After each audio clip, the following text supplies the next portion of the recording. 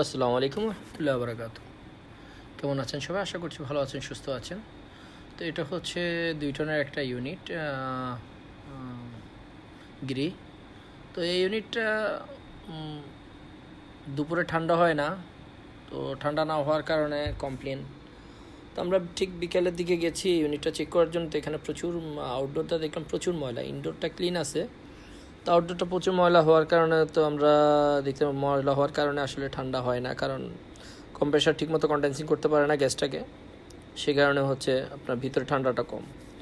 তো আপনারা যারা বাসায় এসি ইউজ করেন, চেষ্টা করবেন সবসময় আউটডোর এবং ইনডোর দুটোটাই ক্লিন রাখার জন্য, পরিষ্কার পরিচ্ছন্ন রাখার জন্য। কারণ ইনডোরটা ক্লিন না হলে যেমন প্রবলেম, আউটডোরটা ক্লিন না হলে তেমনই প্রবলেম। তো এটার জন্য আপনারা চেষ্টা করবেন ইনডোর আউটডোর দুটোটাই ক্লিন রাখার জন্য। কারণ ইমার্জেন্সি আমাদের কাছে আসলে ওই সময় মোটর টোটর ছিল না, তো ইমিডিয়েট যেটা পাইছি ওইটা দিয়ে নর্মাল পানি দিয়ে, পানিটা প্রচুর প্রেশার ছিল ওদের ওখানে, তো এটাকে আমরা একদম নেট অ্যান্ড ক্লিন করে দিই। ঠিক আছে, পরে আমরা ভিতরে চেক করলাম যে টেম্পারেচার কেমন, ভিতরে ঠিক আছে কিনা। তো দেখতে পাচ্ছেন কী পরিমাণ ময়লা আসলে বের হচ্ছে এটা থেকে। তো ওদের ওখানে ভিতরে চেক করে পরে দেখলাম যে না, ভিতরে ঠান্ডা ঠিক আছে, গ্যাসের কোনো সমস্যা নাই।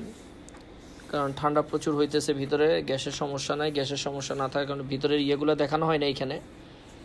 তো আউটডোর আসলে সবসময় নেট অ্যান্ড ক্লিন রাখবেন, না হয়তো কম্প্রেসার চলে যাবে, আপনার ইনডোরের প্রবলেম হবে, হাই প্রেশার হবে, জায়গায় জায়গায় লিকেজ হবে। তো আশা করছি কি এই ভিডিও থেকে আপনারা উপকৃত হবেন। ধন্যবাদ সবাইকে। নতুন কি জানতে চান বা করতে চান আমাকে জানাবেন, সেই অনুপাতে আমি চেষ্টা করব ভিডিও করার জন্য। ধন্যবাদ সবাইকে।